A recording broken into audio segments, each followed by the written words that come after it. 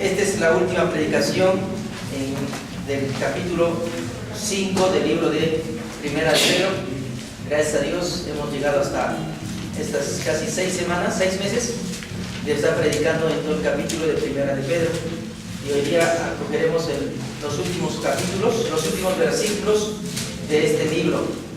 Pero es muy importante, hermanos, cómo el apóstol Pedro termina esta carta expresándoles a los creyentes de ese entonces el cuidado que deberían tener en su vida cristiana, porque empieza con un llamado del Evangelio, dándonos o diciéndonos que somos predestinados, escogidos por Dios, y ahora nos hace ver cómo debemos vivir en esta vida y qué conflictos vamos a tener en este tiempo, ¿no? Como creyentes.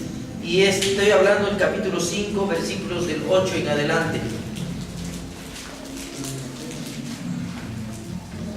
Y dice las Escrituras de esta manera: sed sobrios y velad, porque vuestro adversario el diablo, como león rugiente, anda alrededor buscando a quien devorar. Hermanos, el apóstol Pedro empieza diciendo: sed sobrios y velad. Este llamamiento de sobriedad y velar no solamente lo encontramos en las palabras del apóstol Pedro, sino también los encontramos en el libro de Lucas. En el libro de Lucas capítulo 22, versículo 31, en palabras de nuestro Señor Jesucristo, le dijo a este Simón Pedro, a este autor, le dijo: Simón, Simón, he aquí, Satanás os ha pedido para zarandearlos como a trigo. Entonces imagínate, hermanos, Pedro ahora está diciendo: sed sobrios y velad, pero hace tiempo, en palabras de nuestro Señor Jesucristo, le había expresado que Satanás le estaba pidiendo a Pedro para zarandearlo, para hacer pasar un momento de prueba. En el libro de Efesios, capítulo 6, versículo 11, el apóstol Pedro también dice: vestíos de toda armadura de Dios, para que podáis estar firmes contra las acechanzas del diablo. Eso nos muestra, hermanos, que el diablo no está en una condición de pasividad, en una condición de decir: a ver, espero que caigan, voy a ver sus debilidades de los hombres, voy a ver hasta dónde avanzan, y cuando no pueden más, yo recién actuaré. Hermanos, a través de toda la Biblia vemos a los apóstoles y a nuestro Señor Jesucristo exhortando a que siempre se mantengan despiertos, a que siempre mantengan sobrios, atentos a las acechanzas del diablo. Y el apóstol Pedro aquí está exhortando realmente, hermanos, a estar sobrios. En los versículos anteriores, especialmente en el capítulo 5, versículos 5, 6 y 7, está hablando acerca de vivir una vida de humildad y de confianza. En el versículo 7 está hablando de tener una confianza en el Señor, de descansar en el Señor. Y el versículo 8 está llamando a estar atentos, a estar vigilantes de nuestra vida espiritual. Entonces, cuán importante, hermanos, es estar dispuestos a buscar del Señor. Realmente, hermanos, tenemos al diablo como adversario, como un acusador. Satanás, que significa en hebreo diablo, está siempre buscando hacer caer a los creyentes. Vamos a mirar 2 versículos en el libro de Apocalipsis, capítulo 12. Apocalipsis capítulo 12, versículos 9, dice así en referencia a este ser espiritual maligno. 12:9 dice: y fue lanzado fuera el gran dragón, la serpiente antigua, que se llama Diablo y Satanás, el cual engaña al mundo entero. Fue arrojado a la tierra y sus ángeles fueron arrojados con él, ¿no? Entonces eso es lo que hizo Dios con este Satanás o diablo, mandándolo a la tierra. ¿Para qué? Versículo 20, capítulo 20, versículo 2 del mismo libro de Apocalipsis, dice de esta manera: y prendió al dragón y la serpiente antigua, que es el diablo y Satanás, y los ató por 1000 años. Entonces, mis amados hermanos, nosotros vemos que este ser espiritual es real, no es algo que es una imaginación, no es algo que la gente se ha creado como un ser malévolo, no, es algo real. Dios mismo lo ha arrojado a la tierra para que pueda, ¿no? Para que haga lo que está haciendo, engañando, haciendo cosas contrarias a la ley de Dios. En el mundo se ríe del diablo. No, el diablo no me va a hacer nada. Yo soy más fuerte que el diablo, yo he escuchado decir a algunas personas. Si el diablo estaría en mi frente, yo podría enfrentarme. Mucha gente no cree en la existencia del diablo. Y hay muchos cristianos que menosprecian el poder del diablo. Dicen, yo voy a vencer al diablo. Yo voy a poder triunfar encima del pecado o sobre el pecado. Se toman ciertas atribuciones que realmente no pudieron, porque dice la Biblia que el Salmo número 8 dice que los seres humanos somos poco menor que los ángeles. Entonces, ningún creyente podría envalentarse frente a este ser espiritual, porque es más poderoso que los seres humanos. Y hay mucha gente que tiene términos cabalísticos, dice, no, en el nombre de Jesús yo puedo vencer al diablo. Y que utilizan como una palabra cabalística, como una frase, ¿no?, de hechicería, ¿no? Y utilizan ¿para qué? Para quizás hacer huir al diablo. Pero más adelante nos vamos a dar cuenta que cómo el diablo huye de la presencia de los cristianos. Y no es por las frases o por las palabras cabalísticas que uno puede utilizar. Algunos yo he visto, ¿no?, utilizar la Biblia para defenderse del diablo, como si el diablo estuviera frente y agarrar cachetadas, ¿no?, con la Biblia. Entonces hay ciertas escenas casi un poco fuera de lo común, la gente hace para defenderse del diablo. Y no está utilizando de manera correcta las escrituras para poderse defender del diablo. Entonces más adelante vamos a mirar en la misma palabra, hermanos, cómo Dios nos da las herramientas para poder defendernos del diablo. Entonces, en el libro de 2 Corintios, capítulo 2, versículo 11, dice: para que Satanás no gane ventaja alguna sobre nosotros, pues no ignoramos sus maquinaciones. Hermanos, tenemos que estar sobrios, como dice en el libro de Pedro, atentos y saber cómo actúa Satanás.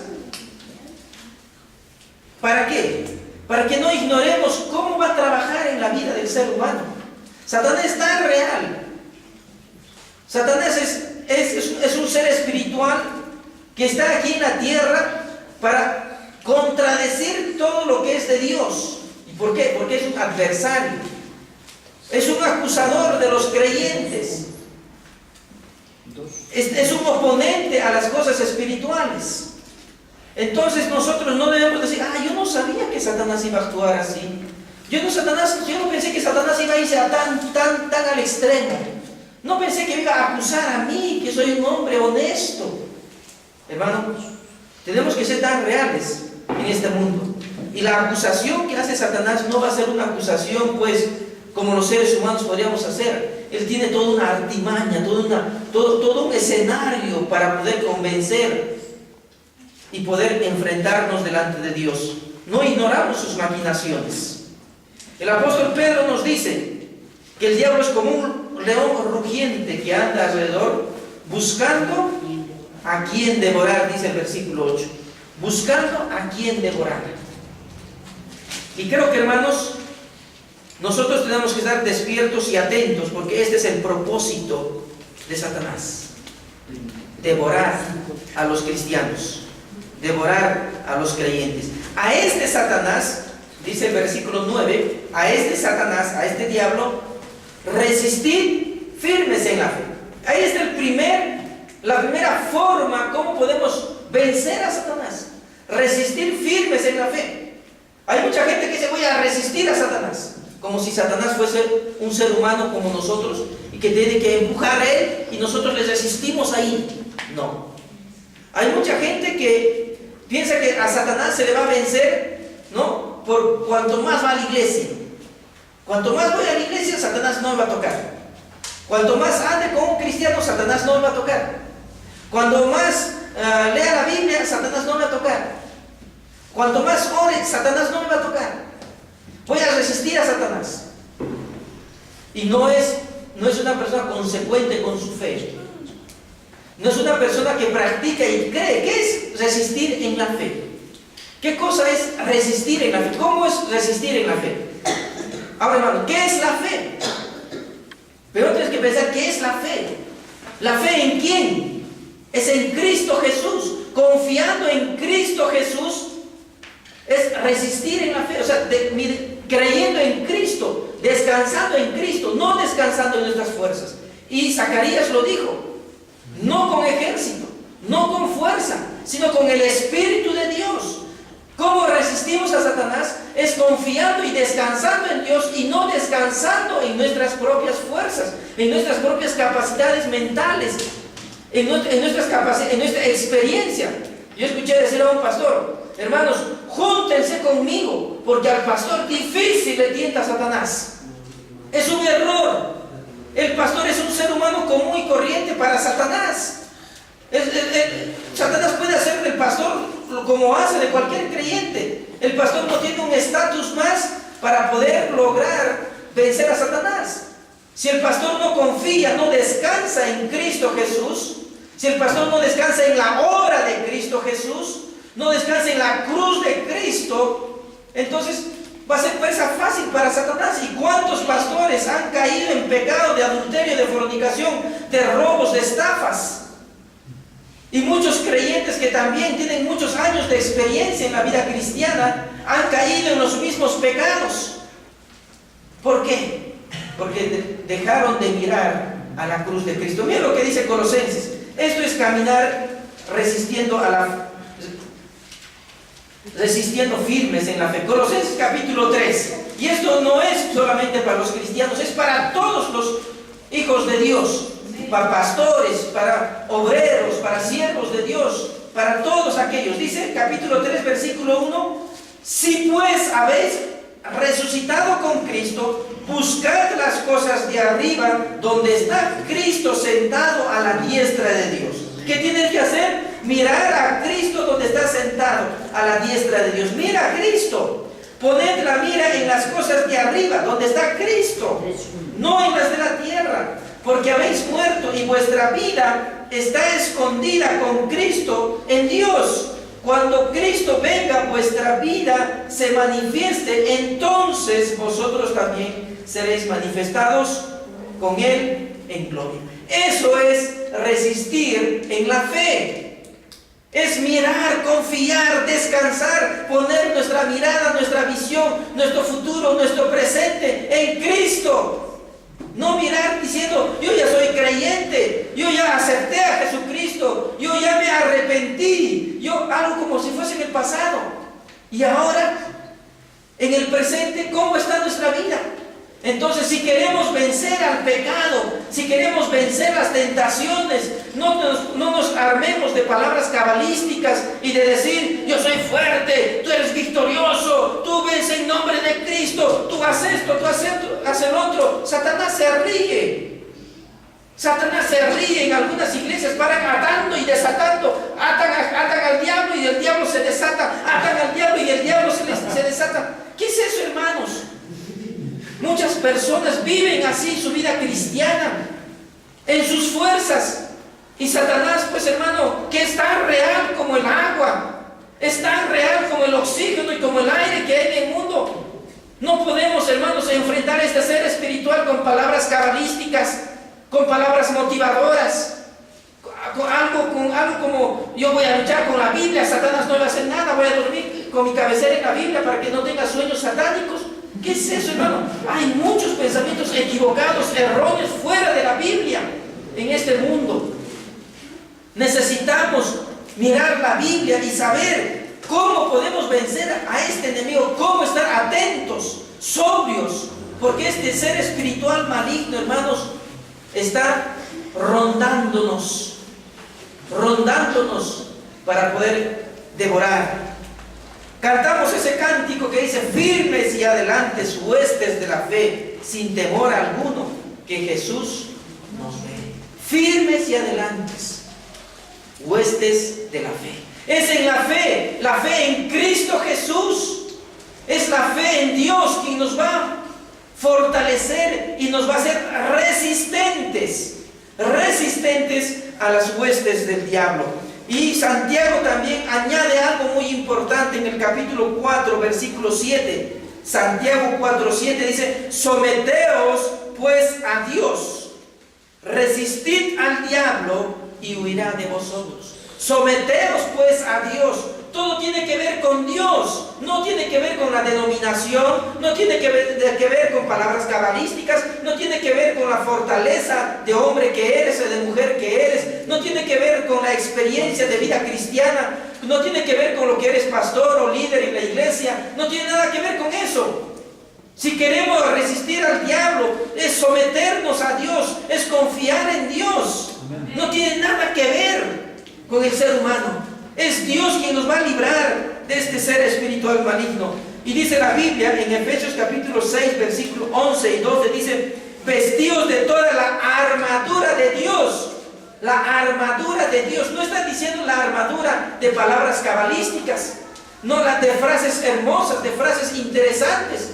Hay pastores que están pensando en qué frase va a proteger al hombre, qué frase le va a cuidar, y dando esa frase va a ser cubierto por la sangre de Cristo, ¿no? Como algunas iglesias venden ciertas cosas de protección, ¿no? Ciertas cosas de protección. Es la astilla de la cruz de Cristo. Compren la astilla de la cruz de Cristo, es la frase para proteger. Y compren, este es el agua bendita. Compren, este es el agua del mar de Galilea, del río Jordán. Y cosas van vendiendo a los que ven como amuleto protector de Satanás. ¿Cuál es la verdadera manera de protegernos de Satanás? Sometiéndonos a Dios. Sometiéndonos, tomando las armaduras de Dios, para que podáis resistir firmes contra las acechanzas del diablo, porque no tenemos lucha contra sangre ni carne, dice la palabra de Dios, sino contra principados, contra potestades, contra huestes celestes, de las regiones celestes que gobiernan este mundo, hermanos. Y este es ser espiritual. Dice nuestro Señor Jesucristo, sale con ayuno y oración, le dijo a un hombre. Ahora, hermanos, tenemos que pensar qué produce el ayuno y oración. Hay mucha gente que dice: yo ayuno mucho y Satanás no me atenta. No es el ayuno en sí mismo, es la actividad espiritual que se hace en el ayuno. Yo oro mucho, por eso Satanás no me toca. No es la oración, es la actividad que se hace en el tiempo de oración. Es que tú le das la gloria a Dios, la honra a Dios. No es tanto el acto de orar ni el acto de ayunar. Hay gente que ha ayunado 20 días, 30 días, hermano. Y hay gente que ha vigiliado por muchos días sin descansar. Eso no le hace intocable. Eso no le hace que es un hombre espiritualmente alto. No. Yo puedo estar despierto varios días sin dormir, pero no puedo orar. Estoy en oración. No estoy glorificando a Dios, no estoy honrando a Dios, sino simplemente estoy buscando: Señor, sáname mis enfermedades. Esa es la oración que muchos hacen. Señor, te pido que me cures. Y a veces por enfermedades hacen muchas largas oraciones o ayunan mucho tiempo. No es tanto el acto de ayunar ni el acto de orar, sino lo que tú haces, lo que tú te rindes delante del Señor. No es de mirar en el ser humano. Dice: uy, qué hermano, mire cómo ha ayunado 2 días, 3 días. Hermanito, ¿quién ejemplo este hermano? No es eso. Hay mucha gente que hace actos espirituales, pero solamente para vanagloriarse y ser un soberbio, porque está haciendo un acto espiritual y que la gente le mire porque posiblemente tenga algún poder. No es eso, hermanos. Es el acto espiritual que uno te acercas a Dios, te humillas delante de Dios y reconoces la grandeza de Dios. Y eso es lo que está enfatizando, que este género de espíritu maligno puede huir cuando nosotros nos entregamos a actos espirituales mirando a Dios. Entonces, mis amados hermanos, en el capítulo 9 nos da la forma de cómo podemos vencer a este ser espiritual. Y nuestro Señor Jesucristo nos dio el gran ejemplo en el libro de Mateo capítulo 4, versículo 4. Usted sabe, ahí está la tentación de Jesucristo. Y le tienta 3 veces Satanás a Jesucristo. Y Él responde con esta frase: escrito está. Mateo 4:4, escrito está, no solo de pan vivirá el hombre, no es solamente de las cosas materiales. Hay mucha gente que confía en las cosas materiales. Dice: yo estoy en la iglesia Satanás no me va a tocar. En el templo Satanás no va a tocar, entren al templo. No es eso, hermanos. En el templo se han hecho peores atrocidades en muchas iglesias. Entonces el templo, hermanos, es como cualquier pared, como cualquier casa, como cualquier hogar. No es algo sagrado, no es como antes había el tabernáculo. Ese era lugar santo, ese era importante. Los sacerdotes entraban con un cordón atado a los pies, porque si entraban en pecado, ellos morían ahí y nadie podía entrar a sacarles, sino a través de la soga los jalaban, porque estaban ya muertos. Entonces, hermanos, no estamos hablando que este es un tabernáculo similar al antiguo. No, hermanos, en el Antiguo Testamento el tabernáculo era un lugar santo. Pero esto ahora, hermanos, estos lugares, los templos, que muchas veces no son edificados solamente para templo, son lugares alquilados. No podemos decir que este lugar es intocable. Satanás no está aquí. Aún puede estar Satanás aquí, dando vueltas, y podemos dar testimonio que de repente está por aquí, creando cierta incomodidad en la vida de los creyentes, tapando los oídos para no oír, poniendo el entendimiento pesado para no entender. Entonces, mis amados hermanos, no solo de cosas materiales el hombre va a vivir, sino de cosas espirituales. Y nuestro Señor Jesucristo lo dijo: no solamente de pan vive el hombre. Y dice el texto, el capítulo 9, dice, al cual resistir firmes en la fe, siendo conscientes de lo siguiente, que los mismos padecimientos se van cumpliendo en vuestros hermanos en todo el mundo. Los mismos padecimientos se van cumpliendo en todo el mundo. Los mismos padecimientos. O sea, quiere decir, son los mismos sufrimientos por causa de Cristo que se dan en todo el mundo.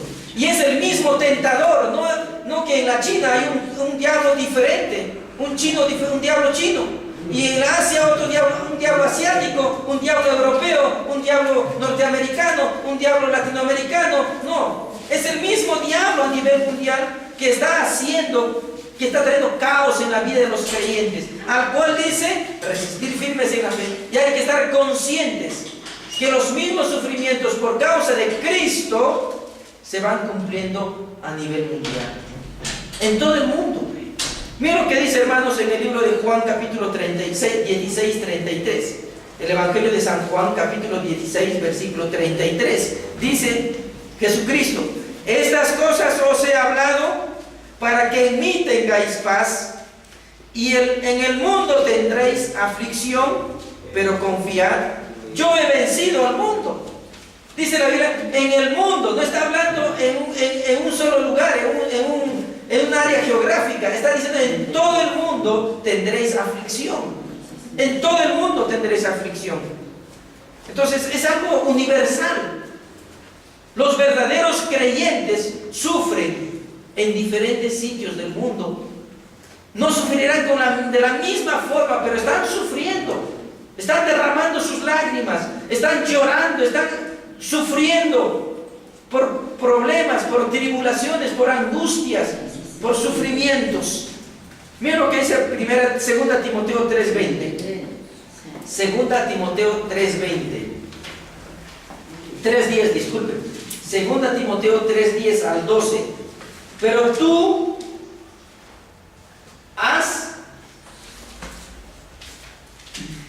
dice 3:10, pero tú has seguido mi doctrina, conducta, propósito, fe, longanimidad, amor, paciencia, persecuciones, padecimientos, como los que me sobrevinieron en Antioquía, en Iconio, en Listra persecuciones que he sufrido, y de todas me ha librado el Señor. Y también todos los que quieren, es la frase importante, todos los que quieren vivir piadosamente en Cristo Jesús padecerán persecuciones. Dice que Pablo en Listra, en Iconio, en Antioquía, le vinieron muchos padecimientos, muchas persecuciones. Y de todas esas, nuestro Dios le libró. De todas esas, nuestro Dios le libró. También los que quieren vivir piadosamente.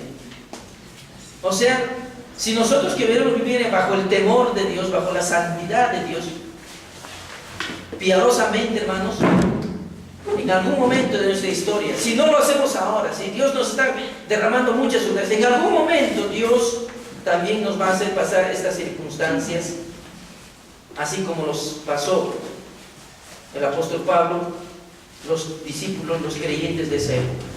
Entonces, mi amado hermano, no hay que entrar en una angustia o una desesperación, sabiendo que estas mismas pruebas se van repitiéndose en todo el mundo.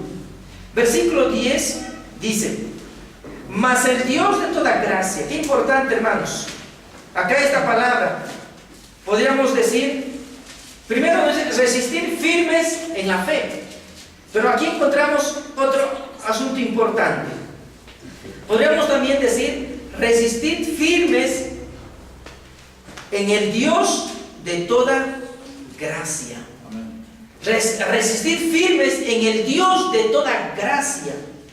Eso quiere decir que debemos descansar en Jesús, descansar en Él, resistir a Satanás, pero no en nuestras fuerzas, en el Dios de la gracia.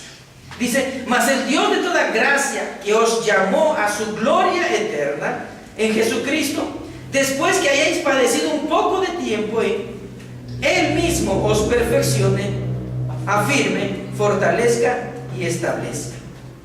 Debemos resistir firmes en el Dios de la gracia. El Dios que tiene a los cristianos, el Dios que tenemos los cristianos, es el Dios de toda gracia. De toda gracia. ¿Y qué es la gracia? Es un regalo inmerecido. Es la misericordia de Dios. No merecido, pero por su gracia divina somos lo que somos. Los jóvenes, los ancianos, las mujeres, resistir al diablo, estar dispuestos a padecer por el nombre de Cristo. Hermanos, necesitamos hacer todo esto, resistir todo esto, mirando al Dios de toda la gracia. Los jóvenes deben vivir sujetos. El apóstol Pedro habló acerca de los jóvenes vivir sujetos, acerca de las autoridades, de los amos, de los esclavos vivir sujetos a los amos, vivir las mujeres sujetos a sus maridos. Habló acerca de resistir, de andar, de servir a Dios, de que somos un pueblo de Dios. Todo eso tenemos que hacer mirando al Dios de toda la gracia. Al Dios de todo eso debemos vivir mirando a Dios. Entonces no necesitamos, hermanos, nosotros mirar a otro, sino a Dios de toda la gracia. No mirarnos a nosotros, porque es muy fácil la tentación de mirarnos a nosotros mismos y decir: ¿cuánto sufro yo? ¿Cuán débil o cuán fuerte soy? Y solamente nos intronizamos en mirar a nosotros mismos. De tal forma, quitamos la visión de Dios. Y lógicamente nosotros vamos a ser presa fácil para Satanás, si nos miramos a nosotros mismos. Pero gracias a Dios, que el Dios de toda gracia, que nos llamó a su gloria eterna, este padecimiento tampoco es para toda la vida. Pero algo muy importante también dice, hermanos, que nos llamó a su gloria eterna. El Dios de toda la gloria. El Dios de toda la gloria. Y podríamos decir, resistir firmes en la fe, resistir firmes en el Dios de toda la gracia, y resistir firmes en el Dios de toda la gloria. resistir al diablo confiando en la gloria eterna. Dice, estos padecimientos son por un poco de tiempo, pero la gloria eterna que nos espera es mucho más grande que los padecimientos que sufrimos aquí en la tierra. Mira lo que dice el libro de Salmos 84. Salmos 84. Salmos 84. Dice, porque sol y escudo es Jehová, Dios gracia y gloria dará Jehová, no quitará el bien a los que andan en integridad. Sol y escudo es Jehová Dios. Gracia y gloria dará Jehová, y no quitará el bien a los que andan en integridad. Esta gloria es la herencia segura, inconmovible, que Dios nos ha dado y a la cual Dios nos ha llamado, el Dios de toda la gloria. Es necesario, mis amados hermanos, que podamos mirar como un privilegio esta responsabilidad que el Señor nos ha, habiéndonos escogido, no para sufrir eternamente, sino por un poco de tiempo. Y después de esto, hermanos, la gloria eterna. La gloria eterna. Mira lo que dice Romanos capítulo 8, versículo 18. Romanos 8, 18.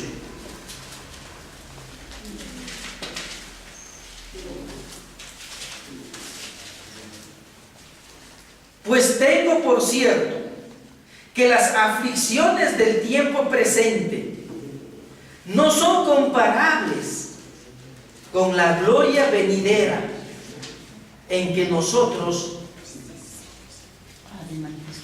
ha de manifestarse. Las aflicciones del tiempo presente,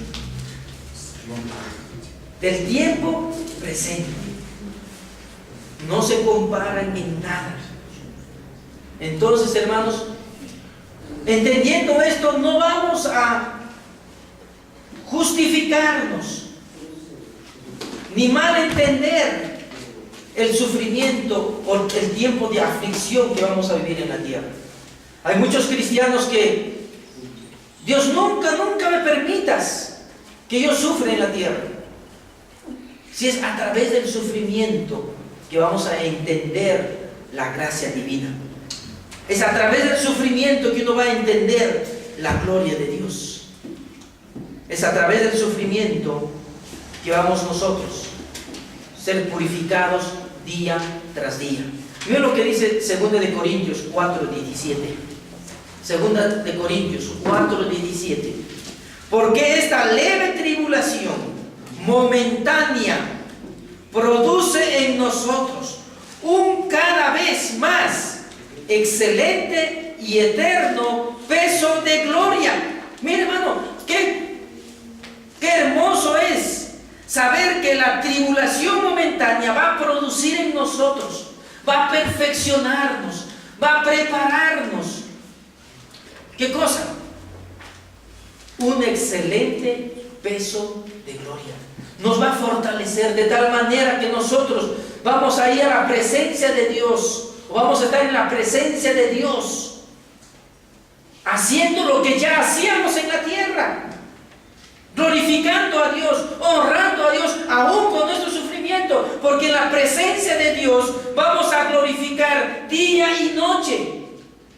Día y noche. Y qué hermoso que hacer esta glorificación, no solamente cuando estemos muertos o cuando estemos en la presencia de Dios, sino aquí en la tierra, con nuestras acciones, con nuestras vidas, con nuestros pensamientos, con nuestros sentimientos, con nuestro vivir, aún con nuestro sufrimiento, que la gloria sea para Dios.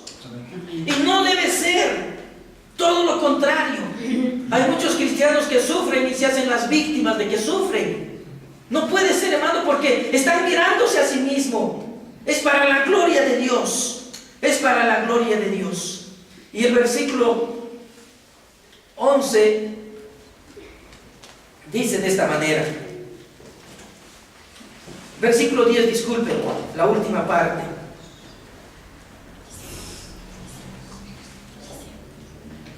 El mismo os perfeccione. Son 4 verbos interesantes, hermanos. Perfeccione, afirme, fortalezca, establezca. Esto tiene que ver, hermano, con el carácter del creyente. Esto tiene que ver, hermano, con la vida del creyente. No puede ser, hermano, que nuestra vida sea una vida simplemente pasajera, sino todo lo que nos sucede va afinándonos, va puliéndonos, va perfeccionándonos para el encuentro con nuestro Dios. Este sufrimiento, si nosotros pasamos, Dios nos va a perfeccionar. A través del sufrimiento Dios va a perfeccionar, va a formarnos su carácter, el carácter de Dios. Va a formarnos en nuestra propia vida, va a afirmarnos, algo así como decía el Salmo capítulo 1, versículo 3. Salmo 1, capítulo 3 dice: será como árbol plantado junto a corrientes de agua, que da su fruto a su tiempo y su hoja no cae. Entonces, estas dificultades nos van a acercar más a Dios si es que nosotros miramos a Cristo. Siempre y cuando nosotros confiamos en Cristo, Dios nos va a afirmar como este árbol plantado junto a corrientes de agua. Va a fortalecernos, va a cubrirnos, va a hacernos más fuertes, va a consolidar nuestro ministerio, nuestro llamamiento, va a consolidar la elección que Dios nos ha dado, va a consolidar nuestro cristianismo. Hay muchos hombres que son cristianos, muchas mujeres que dicen ser cristianos, y cuando le dicen: ¿por qué eres cristiano? Bueno, yo soy cristiano porque yo he ido a la iglesia.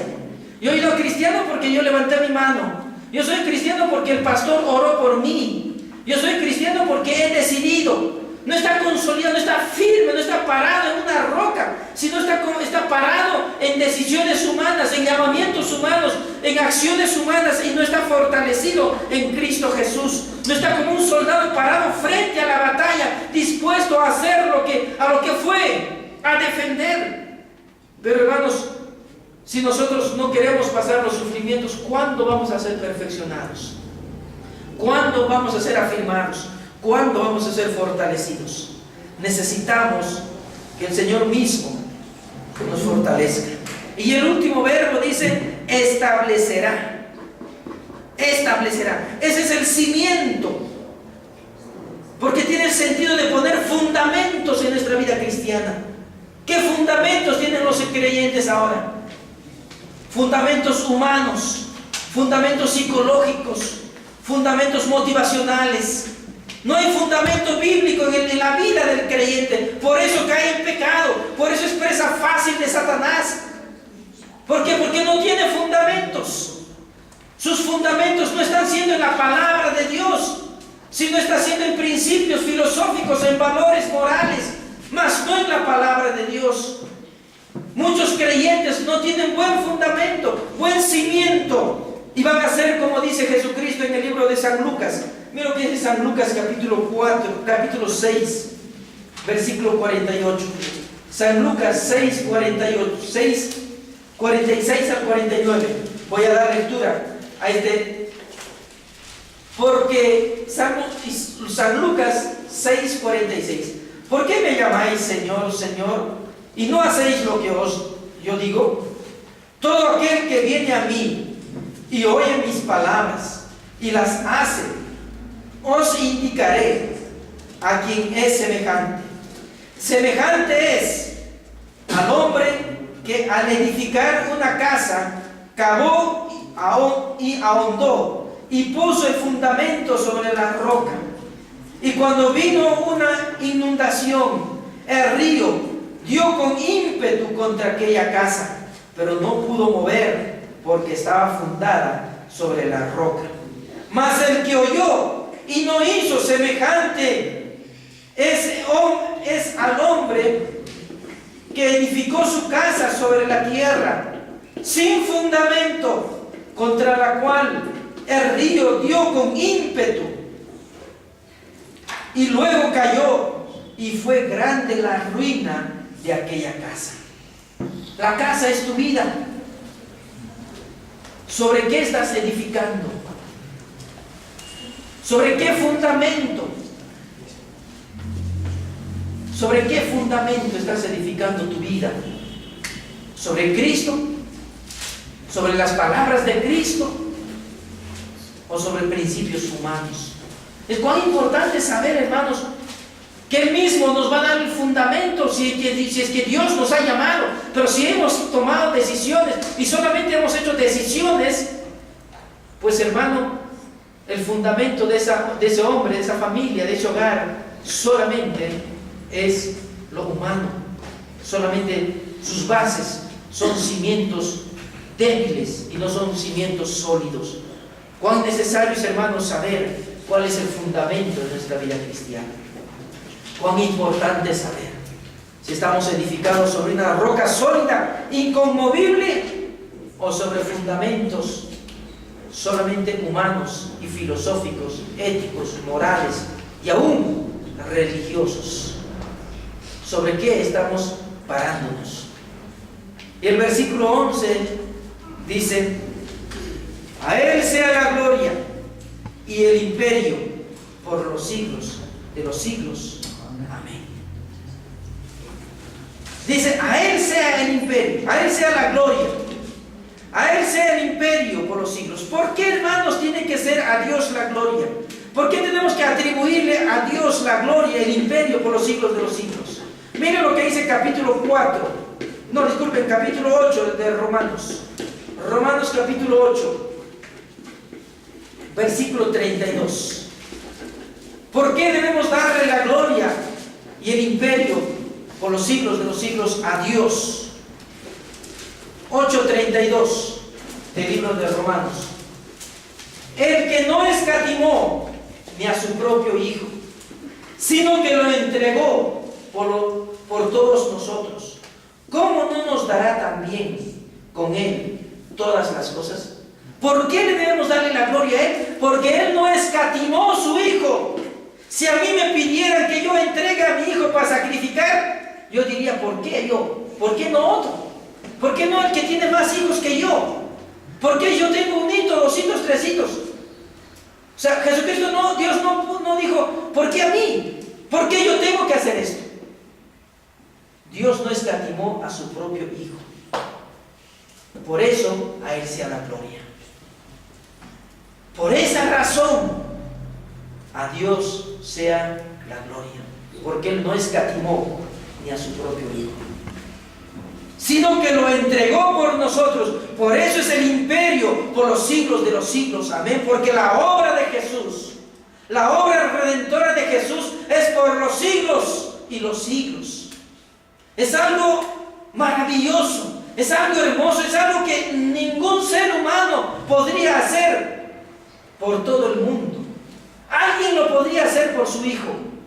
Y hay historias de hombres, de padres, de madres que han dado su vida por su propio Hijo. Pero solamente ha sido por su propio Hijo, no ha sido por todos los hijos. Pero de Jesucristo no, ha sido por todo el mundo. Por eso a Él sea la gloria por los siglos de los siglos. A Él sea el imperio por los siglos de los siglos. Cuán importante, hermanos, es saber que el que nos llamó a su gloria eterna es por todos los siglos. Y aún el sufrimiento, que es por un poco de tiempo, esto va a ser revelado por todos los siglos. Qué gloriosa palabra, hermanos, saber que el Señor, que esto es nuestro Dios Todopoderoso, no solamente nos ha elegido por un tiempo, no solamente nos ha elegido para ese tiempo terrenal, sino por todo el tiempo, por todos los siglos de este mundo. Que la gloria y la honra sea para nuestro Dios Todopoderoso.